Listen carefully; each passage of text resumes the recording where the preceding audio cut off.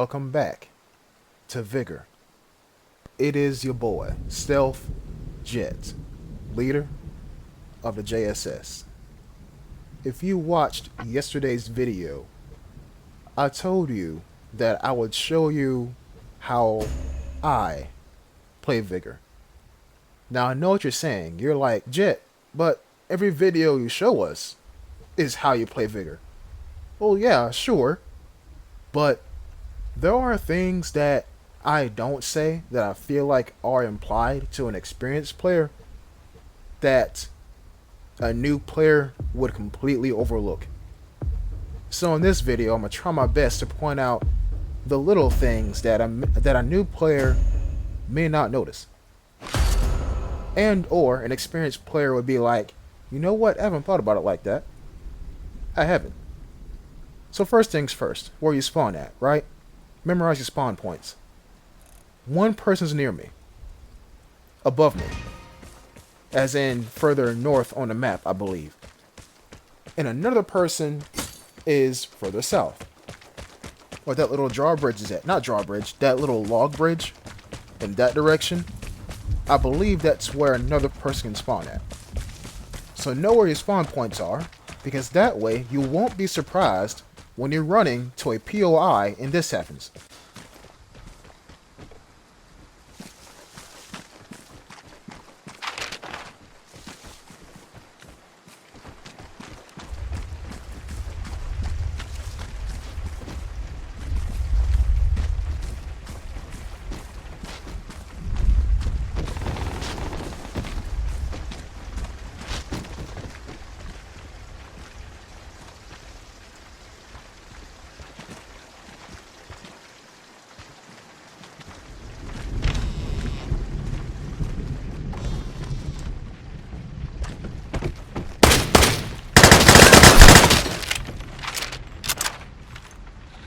Okay, so let me break that down for a new player.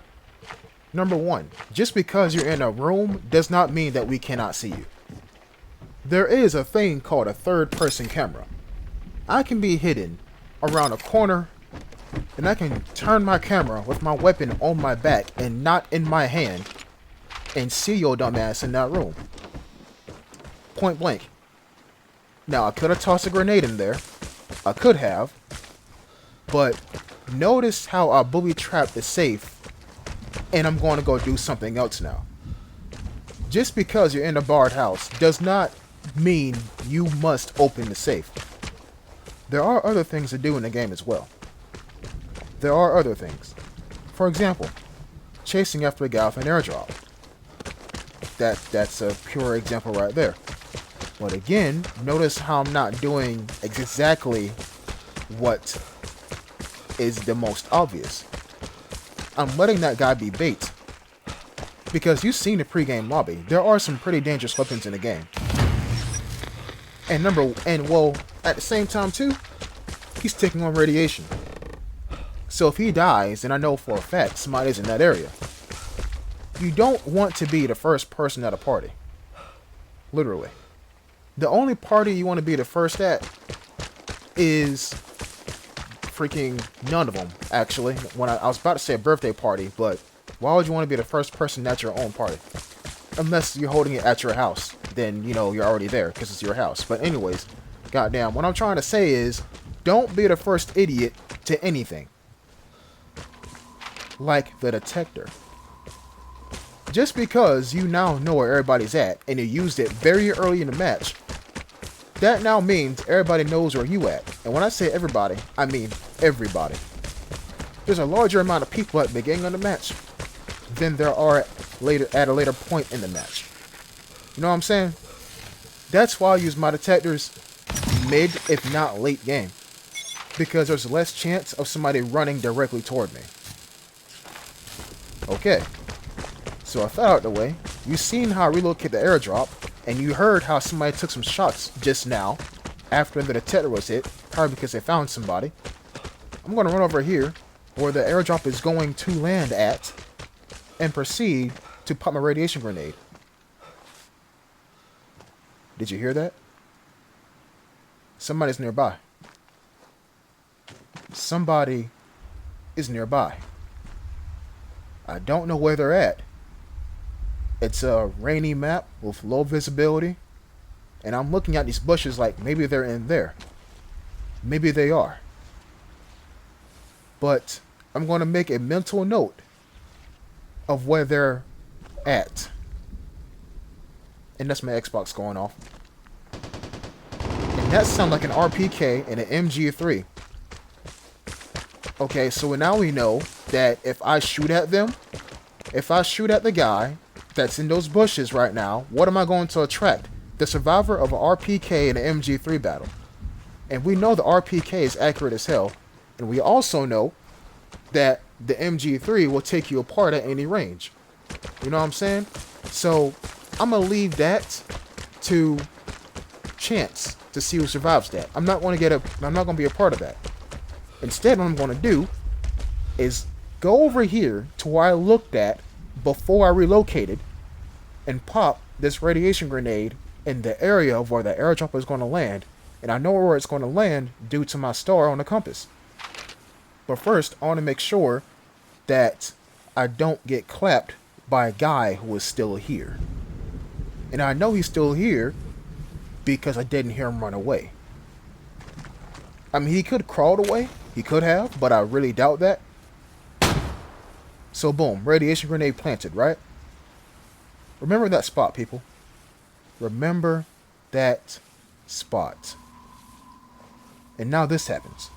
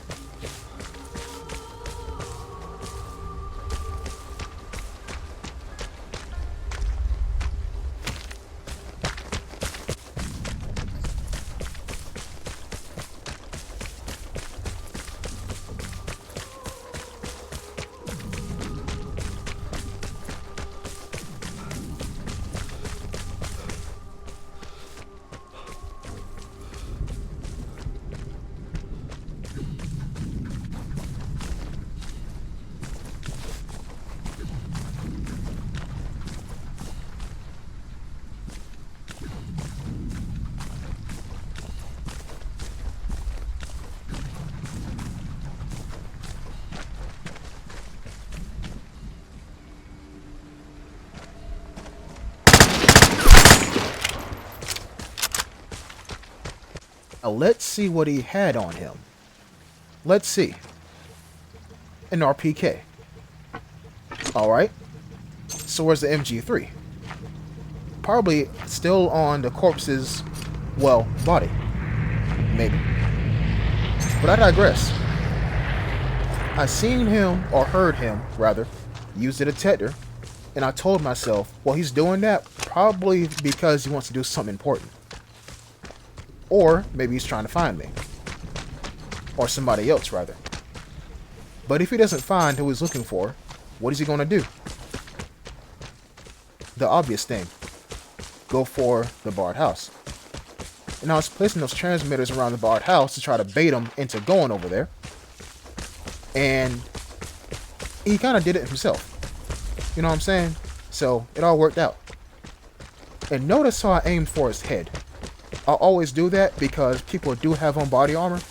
You know what I'm saying? And you want to bypass that. So I'm going to hit the detector and see what I find. And lo and behold, there's a red dot right next to that damn airdrop. Now let's see if I scared him into submission. Watch the container. Okay, it disappeared. And it reappears as a stick, I believe. And then now it reappears as a cube. Actually, not yet.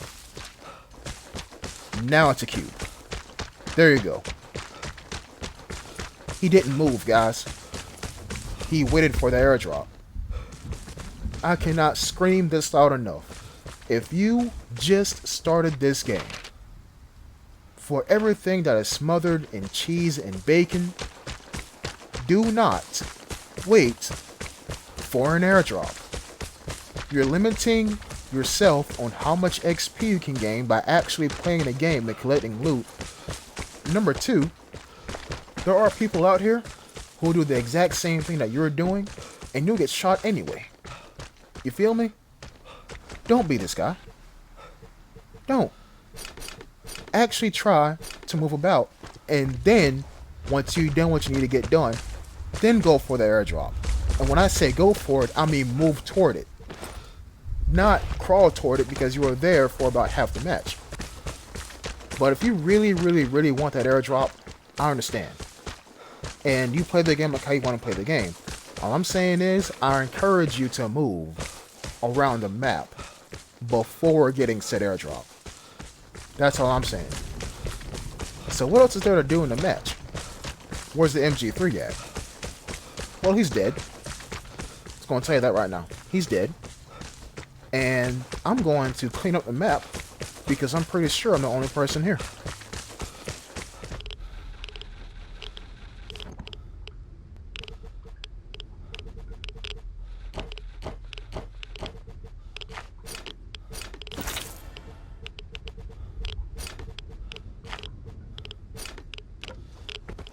Now, I could have gone back to the barred house and get that safe open or whatever, because the guy that I killed did it.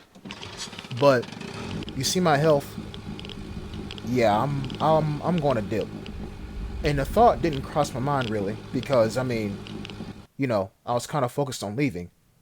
But it is what it is, you know. It is what it is. As long as I get out alive with a sizable amount of XP, you know what I'm saying? And a bugle and a light machine gun on my back. I'll take that. And a third ghost kill as well, because, you know, radiation grenade. And a PSS, which is a very powerful, silent-ass pistol with a very slow-ass bullet velocity. It is what it is. These are the kind of wins that you can have in a game. But you'll get them over experience. Over time, you'll learn things that you shouldn't do. And you'll watch other people and be like, oh, that's a good idea. Maybe I should try that. You know what I'm saying? So I hope you've enjoyed this one. And as the video says, this is how I play Vigor. Until next time, peace.